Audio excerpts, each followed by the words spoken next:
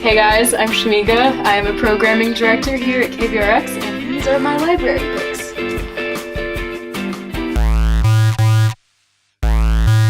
Alright, so my first album is actually an EP by this British band called Horrors. So this is their Strange House EP, I think is what it's called. I'm not sure, it might just be a self-titled EP. But this is a very, like, hardcore 60s punk and freak beat inspired EP, which I love because I have a 60s radio show, and I actually got a lot of inspiration from the artists that they have mentioned in different interviews and stuff, and I think this EP kind of captures their original sound. Unfortunately, nowadays they don't really make the 60s like punk stuff anymore. They're really more of a shoegaze psych band. But this EP and their first album was really cool. I also once spent $100 on buying one of the 150 copies of their vinyl that they had ever released. So if that doesn't tell you how much I like this band, then I don't know what will. And then my next album is St. Vincent's Actor. I love Annie Clark. She is my Texas queen. She's from Dallas, which makes being from Dallas feel that much better, which is hard because I don't love Dallas.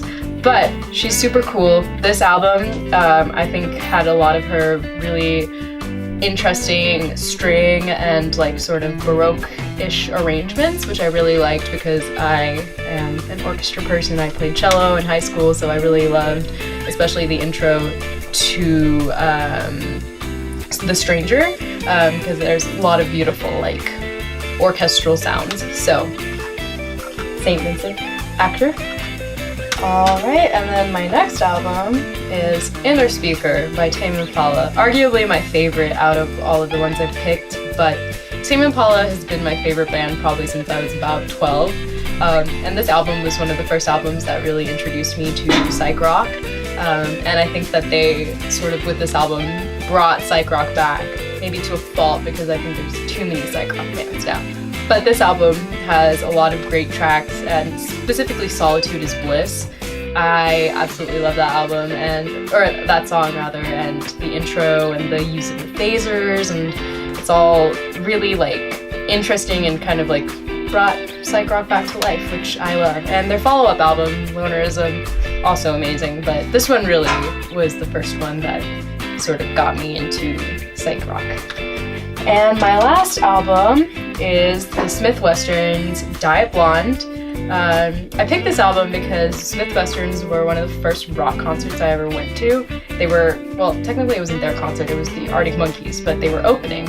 And I thought that they were really good after I heard that, and I listened to this album. And I listened to this album again a lot in the summer of 2016. And I don't know why. I think there was like a little bit of like a desire for that like nostalgia, like right before I was starting college, and I wanted to start listening to stuff that I had really liked when I was in like early high school. So this album sort of brings back a lot of memories, and I really liked how young all of them were when they made this, because I think it kind of like struck a chord with me that we were so close in age when this came out, and I think it carries a lot of like heavy teenage emotions, which is kind of dumb in some people might say, but I think they're very like special emotions. So that's Diet Blonde by the Smith Westerns. Alright, so those were my library picks. I have a radio show this semester on Fridays at 11 p.m. It's the Freak Beat, and it's an hour of 60s music of all genres, but mainly psych and electronic. I'd love it if you guys tuned in, but thanks for watching, and hope to see y'all soon.